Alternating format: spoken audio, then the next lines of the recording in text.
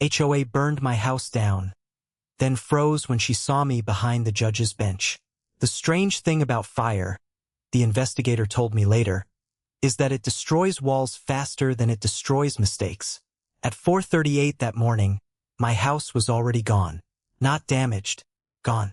I turned onto Hawthorne Ridge and saw orange light pulsing against the low clouds before I reached my street. 2 fire engines blocked the cul-de-sac. Red strobes flashed across wet pavement. Black smoke rolled above the rooftops in thick waves, carrying sparks into the cold November air. Then I saw my address. My front porch had collapsed. The upstairs windows were empty black holes. Flames pushed through what used to be the kitchen roof with a deep rushing sound, almost like wind inside a tunnel. I stopped the car in the middle of the street. For a few seconds, I couldn't move.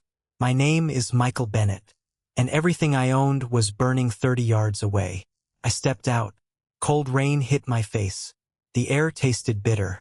Wet ash, burned plastic, charred wood, and underneath it something sharp and chemical that didn't belong. A firefighter ran past carrying a hose over one shoulder. "Sir, stay behind the line. That's my house." He looked at me, then at the flames. His expression softened. "I'm sorry." I nodded because there was nothing else to do. Water hammered through the front windows. Glass cracked somewhere inside. A section of roof folded inward with a low wooden roar. My father's desk was in there. My mother's photographs. The watch my grandfather wore for 40 years. All of it disappeared behind steam and black smoke. Then I heard heels clicking on pavement. Not firefighter boots. Heels. I turned. Susan Whitmore was walking toward me beneath a beige umbrella.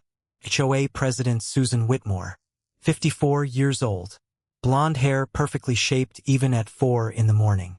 Cream coat, pearl earrings. White Lexus SUV parked half a block behind her.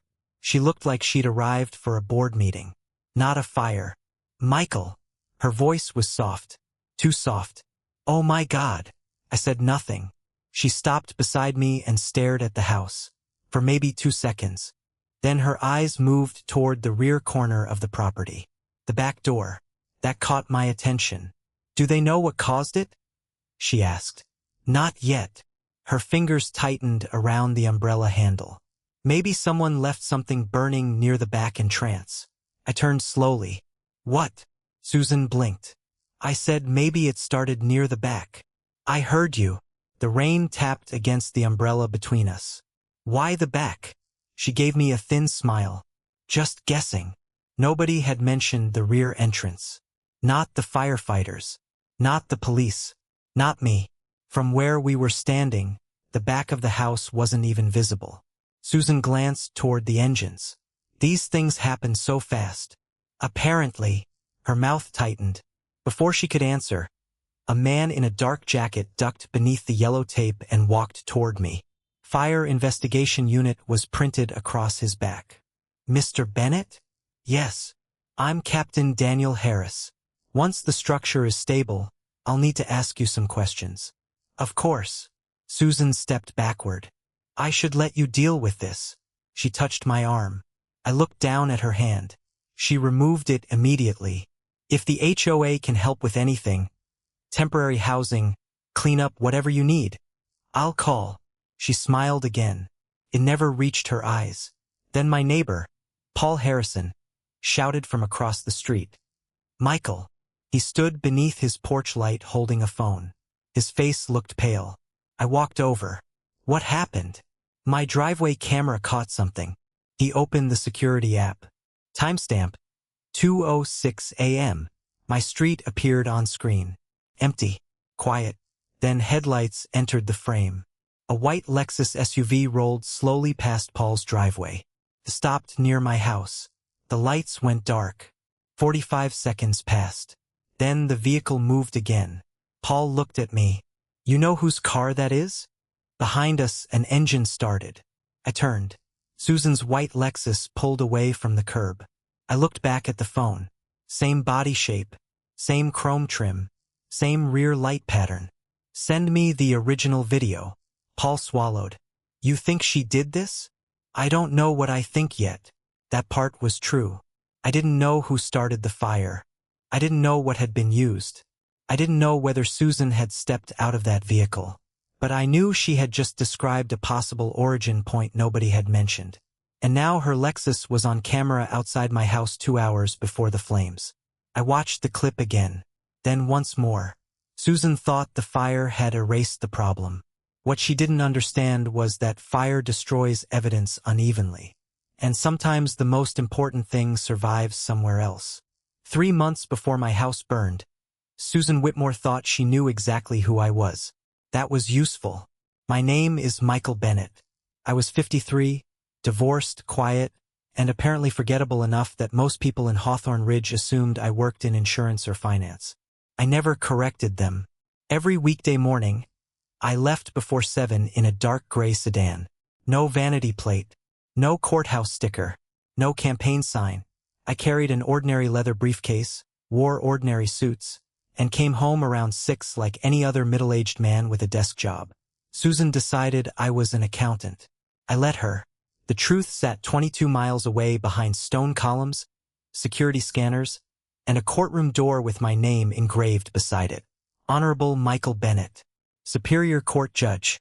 I'd spent 27 years in law, 10 as a prosecutor, 8 in private practice, 9 on the bench. I'd listened to thieves explain why stolen property appeared in their garages. I'd watched executives deny bank transfers with their signatures printed beneath them. I'd heard threats described as jokes and lies described as misunderstandings. You learn something after enough years inside a courtroom. People reveal themselves fastest when they believe nobody important is listening. At home, I wasn't Judge Bennett. I was Michael. I cut my own grass, burned steaks on the grill, spent Saturdays rebuilding a 1970 Chevrolet Chevelle in my garage. Hawthorne Ridge was supposed to be where the noise stopped. Then Susan knocked on my door. 3 hard hits. Bang, bang, bang. I was underneath the Chevelle replacing a brake line. I rolled out, wiped my hands on a shop rag, and opened the door. Susan stood there holding a clipboard against her chest. White blouse, tan slacks, pearl earrings, blonde hair stiff enough to survive a hurricane. Her eyes moved from my grease-stained shirt to the car behind me, then back to my face. That half-second look told me where she'd placed me. Mr. Bennett? That's me. I'm Susan Whitmore, president of the Hawthorne Ridge Homeowners Association. She said president like someone should play a trumpet. I know. Her smile tightened. She pulled a yellow notice from the clipboard. Your garage activity has generated a compliance concern. I read it. Unauthorized mechanical activity visible from common areas. My car. Yes. Inside my garage? With the door open. I looked past her. A leaf blower screamed across the street. Someone nearby was using a power saw. So fixing my own car is prohibited? We protect the visual character of the community. Which covenant? She blinked. Excuse me? Which section prohibits it? Susan tapped one manicured finger against the clipboard. The board has broad nuisance authority. That's not a section number. The smile disappeared for a moment. Most people probably apologized when Susan arrived with paperwork. I asked her to prove it. I'll send the documentation, she said. Please do. I handed the notice back. She didn't take it immediately. Then she leaned closer. Life here is much easier when residents cooperate. I wiped grease from my thumb. I've always found life easier when everyone follows the actual rules. Her eyes hardened. She turned and walked toward her white Lexus. I watched her leave. At the time, I thought I'd irritated an HOA president with too much confidence and too little oversight. I didn't know Susan had already decided that questioning her authority was the same thing as challenging it. And she had no idea the man standing in that garage had spent most of his adult life remembering the exact words people later wished they could take back. The documentation arrived 2 days later. 11 pages. Cream-colored HOA letterhead. Susan's signature stamped at the bottom like she was handing down a sentence instead of defending a $75 fine. I spread the pages across my kitchen counter beside a mug of black coffee. Section 6.4. Residential nuisance activity. Commercial mechanical operations. excessive noise. Nothing about repairing your own car. Nothing about an open garage door. Nothing giving Susan the authority she claimed. She had taken a rule written for businesses and stretched it until it covered me. So I sent one email. Please withdraw the violation or identify the specific covenant authorizing it. Her reply came 8 minutes later. Violation stands. No explanation. No section number. Just a conclusion. That was Susan's favorite kind of authority. The next notice appeared 4 days later. Trash receptacle visible from roadway. $75. My bin had been sitting at the curb 19 minutes after pickup. Then came exterior lighting. $100. My motion-activated garage light was apparently too bright. 3 days later, landscaping noncompliance. Another $100. One maple branch extended over the sidewalk. I was trimming it when Susan's white Lexus rolled beside me. The window lowered. Her perfume reached me first. Sweet. Artificial. Expensive. You're becoming quite an expensive resident, Michael. I looked at the yellow notice in my hand. You're becoming imaginative. Her smile tightened. You seem to misunderstand community living. I understand written agreements. That made her pause. Only for a second. Then she adjusted her sunglasses. People who fight every rule usually discover the rules can fight back. She drove away. I wrote the sentence down that evening. Date, time, exact wording. 2 weeks later, I attended the monthly HOA meeting. The clubhouse smelled like burnt coffee, lemon cleaner, and old carpet. 36 residents sat in folding chairs. Susan occupied the center seat behind a polished table. In front of her sat a wooden gavel. An actual gavel. I almost smiled. Then an elderly homeowner named Robert Hayes stood to challenge a $900 landscaping assessment. Susan leaned toward the microphone. If maintaining Hawthorne Ridge standards has become financially difficult, perhaps this community is no longer appropriate for you. Robert's shoulders dropped. He sat down. Nobody said anything. That's when I understood the real system. The fines weren't Susan's power. Fear was. When she reached my name, she stacked my notices neatly. Mr. Bennett currently has 6 unresolved violations totaling $750. I stood. All 6 are disputed. You've refused compliance. I've asked for the covenant language authorizing them. Susan tapped one finger against the gavel. We don't conduct legal seminars here. A nervous laugh moved through the room. I didn't join it. Then stop issuing documents that pretend to be legal orders. The laughter died instantly. Susan stared at me. You think you're very clever. No. I closed my folder. I think rules should mean what they say. Her knuckles whitened around the gavel. Then her voice dropped. Be careful, Mr. Bennett. Residents who make themselves difficult sometimes discover life here can become extremely uncomfortable. Robert looked up. 2 board members exchanged glances. I simply nodded. Because Susan still believed she was intimidating an ordinary homeowner. She had no idea I spent my working days watching people turn careless threats into evidence. The red notice was taped to my front door the next morning. Not mailed. Not emailed. Taped. Compliance escalation notice. $4,200 in accumulated penalties. 30 days to cure. Failure to comply may result in lien enforcement. I read it twice. Then I looked toward the street. Susan's white Lexus was parked near the corner. Engine running. She was sitting behind the wheel, watching. When our eyes met, she lifted 2 fingers and waved. I folded the notice and went inside. That afternoon, I requested everything. Board minutes, violation records, financial statements, vendor contracts, the votes authorizing my penalties. Susan answered the following morning. Request denied due to administrative burden. I printed the email, added it to the folder. 9 days later, I came home early and found a stranger beside my electrical panel.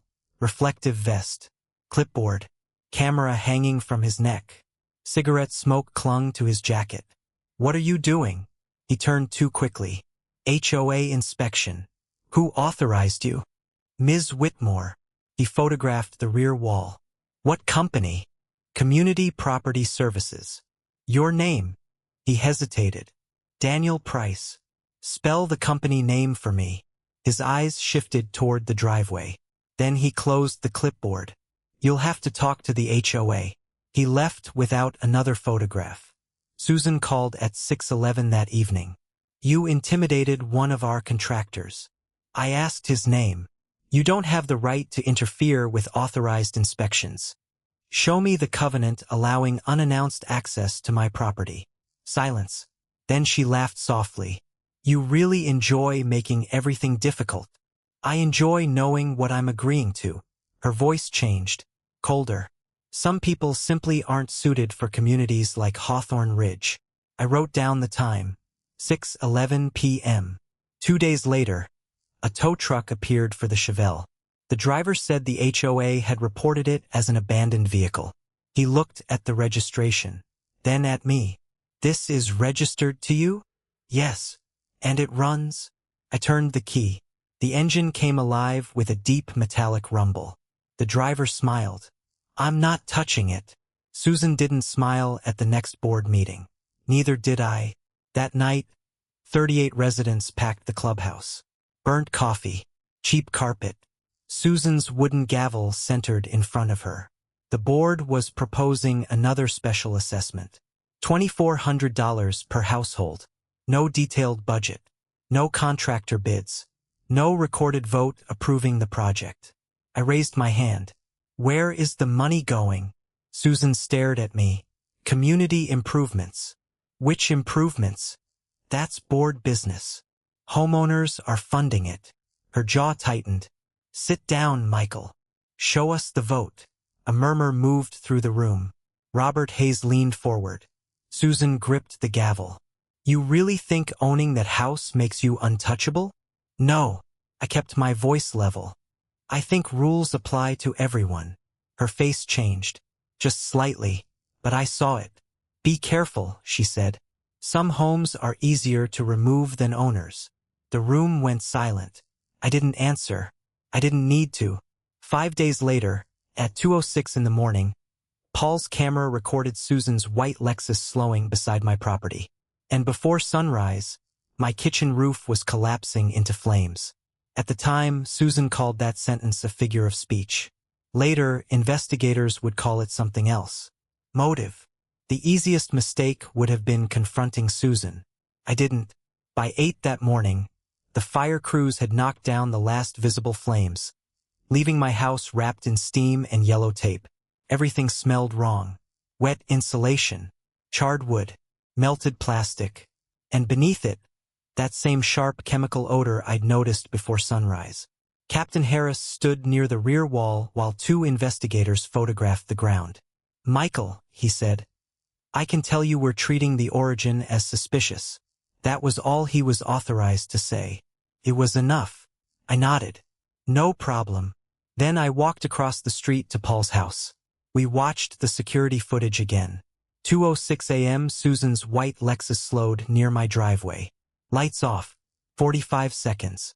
Then gone. Can you send me the original file? I asked. Paul reached for his phone. I already sent you a clip. I need the original. He frowned. Why? Metadata. That answer satisfied him. The original file went to Captain Harris first. Not edited. Not cropped. Not forwarded through social media. Original timestamp. Original format. Chain of custody matters. Even when you're standing in borrowed clothes because your bedroom no longer exists. That afternoon, I checked into a hotel 12 miles away.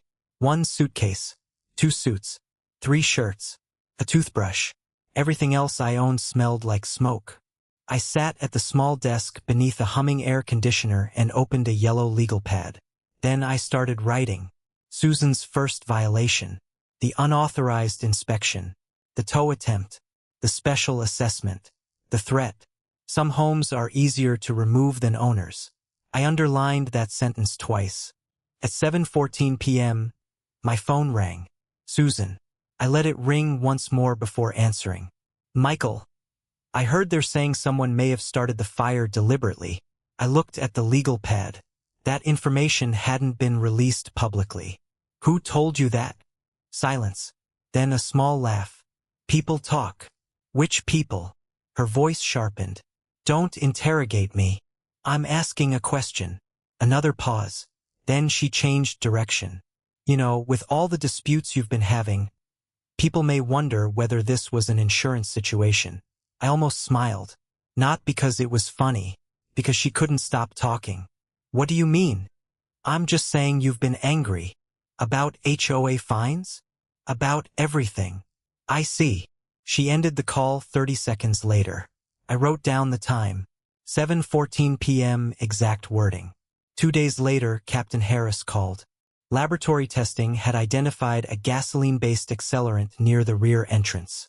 The same area Susan had mentioned before anyone had announced an origin point. That evening, Paul knocked on my hotel door. He looked nervous. My side camera caught something else. He handed me his phone. 2:03 a.m. Susan's Lexus appeared farther down the street. A figure stepped out carrying a rectangular container. 30 seconds later, the figure returned without it. Too dark for a face, but clear enough for investigators. I sent nothing to Susan. I accused nobody publicly. Meanwhile, she started telling neighbors I had financial problems, insurance problems, anger problems. By the end of the week, my folder barely closed. Susan thought silence meant weakness. She didn't understand what silence becomes when every lie is being dated, copied, preserved, and handed to people with subpoenas. Captain Harris called me at 7:26 Tuesday morning. We found your contractor. I sat up in the hotel bed. Daniel Price. That's the name he gave you. Harris paused. His real name is Marcus Cole, 48 years old.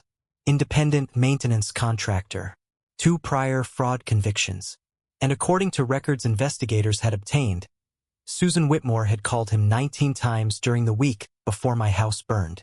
The last call came at 1:41 a.m. 22 minutes before Paul's side camera showed a figure carrying that rectangular container.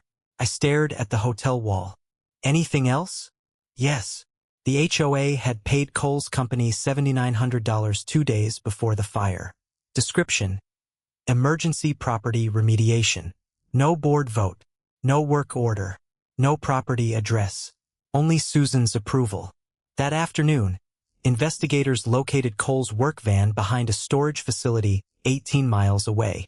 Inside were fuel containers, work gloves, and equipment consistent with the kind he'd carried during his so-called inspection at my house. Laboratory testing later found gasoline residue on one container and on a pair of gloves, consistent with what investigators recovered near my rear entrance. Not proof by itself, but evidence rarely arrives alone. Susan still acted like nothing had changed. 3 nights later, she held another HOA meeting. I went.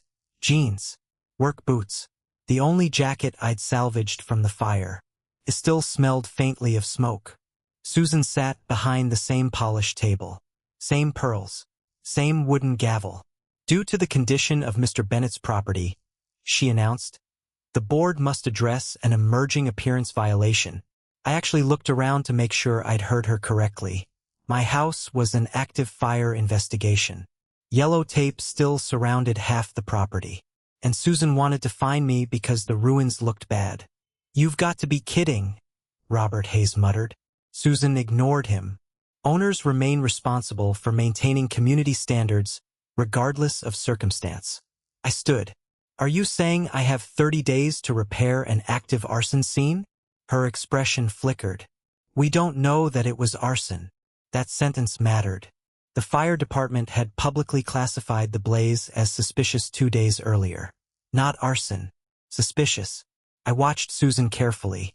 Have investigators told you something different? Her hand stopped on the gavel. No. Too fast. Too sharp. I sat down and wrote it down. The next morning, police arrested Marcus Cole. By that afternoon, his attorney was already discussing cooperation with prosecutors. Cole admitted Susan had paid him to enter my property and create what she called a permanent solution. Then investigators recovered deleted messages from his phone. One from Susan at 1:34 a.m. I need that problem gone before morning. Another, no mistakes this time. Captain Harris read them to me over the phone. For several seconds, neither of us spoke. Then he said, Michael, this is moving quickly. I looked at the folder on the hotel desk. Violations, emails, threats, payments, video, phone records, and now messages. Susan had spent months treating paperwork like a weapon. Too bad for her. Paperwork works both ways. The next time she saw me wouldn't be inside the Hawthorne Ridge clubhouse. There would be no folding chairs, no burnt coffee, no wooden gavel. And for the first time since she'd knocked on my garage door, Susan Whitmore was about to discover exactly who she'd been threatening. Courthouses have a way of making people quieter. Maybe it's the marble. Maybe it's the security glass. Maybe it's the sound of your own shoes following you down a hallway where every door seems heavier than the last. Susan Whitmore arrived at 8:47 that morning. Navy suit, pearl earrings, blonde hair perfect. Her attorney walked beside her carrying 2 leather folders. She wasn't there for trial. Her arson case had been assigned to another judge the moment prosecutors learned I was the victim. That's how it had to be. I would never preside over a case involving my own home. Justice means nothing if the rules only matter when they're convenient. Susan's attorney had a scheduling conference on the 3rd floor. My courtroom was directly across the hall. She didn't know that. At 9:03, my clerk opened the side door. All rise. I stepped into courtroom 3B wearing my black robe. The room stood. Susan was still in the hallway. I saw her through the open doors. At first, she looked annoyed by the interruption. Then she looked at me. Her eyes moved from my face, to the robe, to the state seal behind the bench, then back to my face. Her mouth opened. Nothing came out. For the first time since I'd known Susan Whitmore, she had no words. I walked to the bench. Please be seated. No smile. No nod. No victory lap. Just the job. Susan's attorney recognized me a second later. His expression changed faster than hers. He leaned toward her and whispered something. Susan didn't answer. She was still staring. I remembered her standing in my garage. Life here is much easier when residents cooperate. I remembered the clubhouse.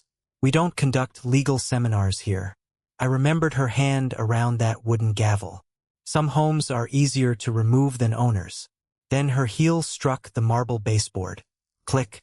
Such a small sound. But I heard it clearly, because fake authority usually announces itself loudly. Titles, cars, threats, gavels. Real authority doesn't need any of that. It just stands up when the clerk says, "All rise. Call the case," I said. My clerk did, and the courtroom moved on. Susan didn't. 25 minutes later, we recessed. When I stepped into chambers, Captain Harris was waiting near the elevators with Detective Emily Carter from the County Arson Unit. Harris folded his arms. She knows now. So I noticed. Carter almost smiled. Her attorney contacted the prosecutor's office 10 minutes ago. About what? Cooperation. I glanced toward the conference room across the hall. The door was closed. Seeing you changed the temperature, Harris said. I shook my head. No. He raised an eyebrow. The robe didn't change anything. I looked at Carter. The evidence did. 19 calls. The payment. Cole's statement. Paul's cameras. Gasoline residue. Susan's own messages. That was what mattered. My title couldn't convict her. I couldn't punish her. And I wouldn't bend a single rule to make sure she lost. I didn't need to. Susan had spent months believing she controlled the rules because nobody challenged her. Now she was sitting inside a courthouse learning the one rule she never understood. Once the evidence starts talking, authority doesn't matter. Only the truth does. The fire had destroyed one house. The investigation destroyed Susan's entire system. 3 days after the courthouse meeting, investigators subpoenaed Hawthorne Ridge's financial records. What they found had nothing to do with landscaping. Fake invoices, unapproved vendor payments, duplicate maintenance charges, fines transferred into accounts the board had never authorized. And every trail seemed to pass through Susan. Captain Harris called me late Thursday. You weren't the first. I stood beside the hotel window. First what? First homeowner she targeted. That answer stayed with me. Robert Hayes was the first resident to come forward publicly. He brought investigators a cardboard box filled with notices Susan had sent him over 3 years. $900 for landscaping, $600 for fence repairs, $1,400 for something labeled repeated aesthetic noncompliance. No photographs, no inspection reports, just threats. Then came Linda Porter, a widow 2 streets over. Susan had threatened a lien because Linda's roof replacement took 4 days longer than an HOA deadline. Then 5 more homeowners. Then 11. Emails, voicemails, payment records, altered meeting minutes. The pattern became impossible to ignore. Susan hadn't been running an HOA. She'd been monetizing fear. The emergency membership meeting happened 2 weeks later. The clubhouse was packed. Same folding chairs. Same burnt coffee. Same cheap carpet. But Susan's seat was empty. Her wooden gavel still sat in front of it. The vice president, Thomas Reed, picked it up. For a moment, nobody spoke. Then he read the motion. Immediate removal of Susan Whitmore as HOA president. Suspension of every enforcement action initiated under her administration pending independent review. A full forensic audit. Robert raised his hand. Second. The vote wasn't close. 43 in favor. 0 opposed. Thomas brought the gavel down. Crack. 1 sound. That was all. The same piece of wood Susan had used to silence people now marked the end of her authority. Robert started clapping. Then Linda. Then everyone. I stayed seated. Not because I didn't feel anything. Because I was watching that empty chair. For years, Susan had convinced people she was Hawthorne Ridge. She wasn't. She was one woman with paperwork and enough confidence to make frightened people mistake intimidation for law. The financial investigation expanded. Auditors found thousands of dollars routed through questionable contractor invoices, including payments connected to Marcus Cole. Prosecutors added fraud and theft-related counts. The Real Estate Licensing Board opened its own investigation. Cole agreed to cooperate, and Susan's attorney stopped describing everything as a misunderstanding. One afternoon, Captain Harris handed me a copy of an invoice recovered from the HOA files. Emergency property remediation. My address.